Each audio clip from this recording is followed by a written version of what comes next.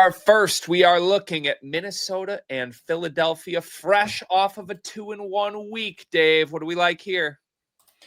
Top overall probability here, 58.2%. Got a 5.4% edge, odds of -112, so right where you want your spreads to be.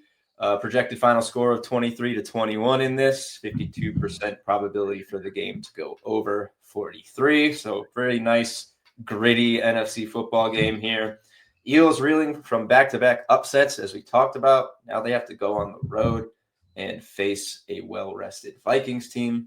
To be honest, this feels really similar to the setup of Bills Falcons last week, a team that was coming off rest with a defense that matched up really well against a team in dire need of a win. And look how that went. Better than we even expected, I think, with the Falcons just pretty much rolling that game. The spread never in doubt at all. Vikings have allowed just 10 total touchdowns this year. That's tied for the third lowest mark in the NFL. The Eagles have not scored in the fourth quarter.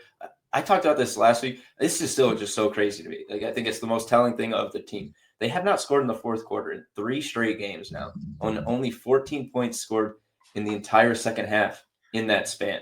If you take out the Rams field goal for a touchdown, they only scored 5 points in that second half or fourth quarter, whichever it was. But this team is just comes out of the locker room at halftime, often with a lead, and just don't know what to do with it. It's really crazy.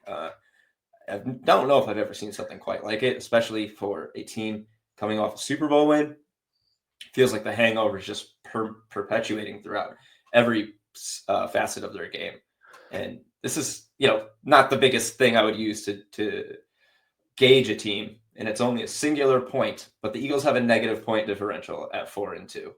They're just, I don't know if I would call them frauds because the team is too talented and they just won the Super Bowl, but it's just nothing is gelling correctly for this team. And now here you have the team that's more well-rested in a favorable spot at home. Strong probability. I'm all in on this one from the model for sure.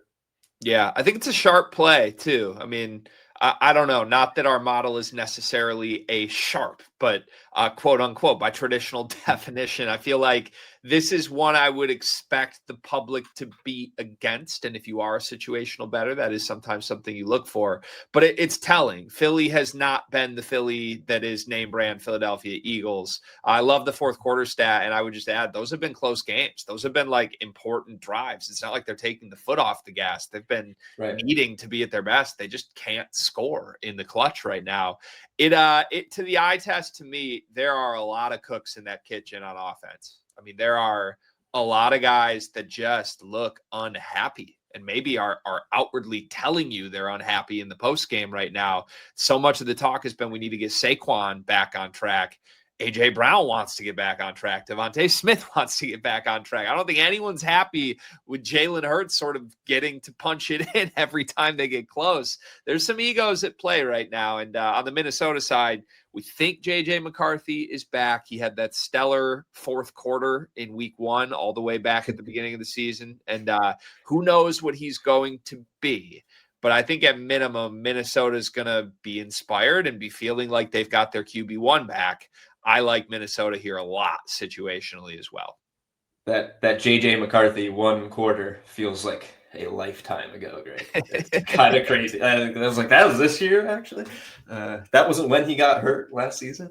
Yeah, it's pretty crazy. What was I going to say? One thing about the Eagles, as you were talking.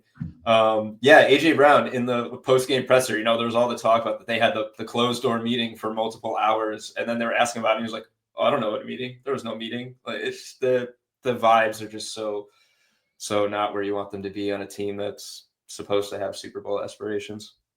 Yeah, no, it's 100% fair. I'm with it. All right, I see my team's logo next. Lions, Buccaneers, some injuries on both sides here, but it sounds like Tampa Bay might just be ravaged on offense here. So 54% Dimers probability that the Lions cover the spread. What do you see?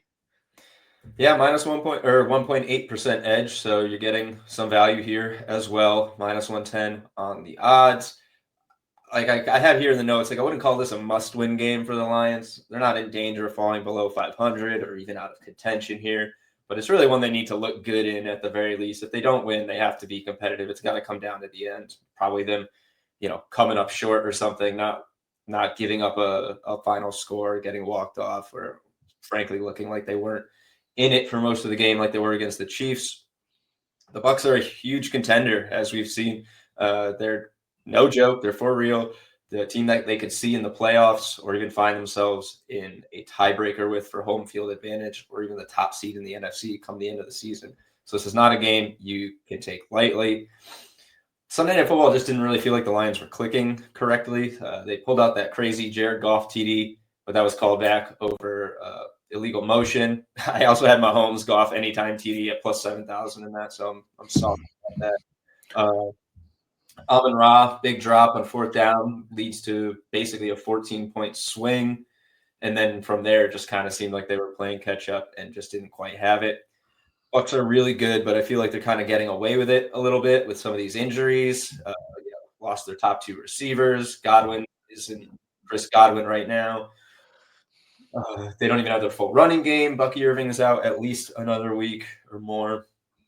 And if Mike Evans isn't back or not even 100%, I like to think the Lions can contain the likes of Sterling Shepard and Tez Johnson. Bucks MVP Tez Johnson. I mean, that play by Tez last week was sensational. It's like hard. It's hard not to actually give him his props for it, but at the same time, it is Tez Johnson. Like I think he was as surprised as we were that he made that play. Yeah, which is why he couldn't believe he was getting MVP chance right away. But that's so too funny. But I don't know. It's not the most favorable number here. You're like 4.5. It's kind of a gross number for teams in a bit of a gross situation. Yeah, it is. I think it's been profitable in the last 3 years to back Detroit off of a loss. They have usually always responded extremely well, even going back to the Green Bay debacle at the beginning of this season. I mean, I can count on one hand how many times they've had back-to-back stinkers in the last 3 years. To your point, that game was weird. It was a weird game against the Chiefs, like the 0 penalties for Kansas City mixed with the trick play touchdown called back. I'm not a blame the officials guy, but I think a lot of life was sapped out of that Detroit team in that moment. And I don't know. I think we might see a lifeless version of Tampa who somehow, some way has just kept winning, even despite not having Mike Evans. This is a team that I love backing. Baker Mayfield's been sensational. But I think, if Egbuka's out, if Evans is out, if Godwin is out, if Bucky Irving is out, I mean, that is their top 4 weapons. At a certain point, they've got to have a total no-show, crash down to earth moment. And the thing I would say, too, like you've got to be ready and feel like you're at your best to get Detroit, even if they're a little bit banged up. And maybe that's my cocky ego talking, but this is a Monday Night Football primetime game in the Dome in Detroit. If Tampa feels like they're at like 40%, I think this could get ugly. So yeah, we're 2 for 2 on plays that were already on my card for this week. And I totally see the reasons why. Yeah, that's a really good point. I mean, you can't be, and I agree with you. It's not your homer nature talking. You just cannot be not ready to play against the Lions. They got the trick plays. They will catch you sleeping.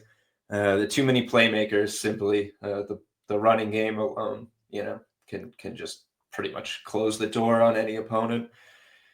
And in the Dome, it's not going to be easy. I would like to see a better number here, but I think I'm pretty cool to be in line with this one. The top spreads have been going great. I didn't even mention it, but 5-1 run over the past 2 weeks with the top 3 we were showing on here. So seems like a pretty good thing to do is tail our early value. So getting value and strong probability here. Absolutely. All right. And now from my team to your team, although we're fading your team, it looks like Washington -1.5. Yeah, we are.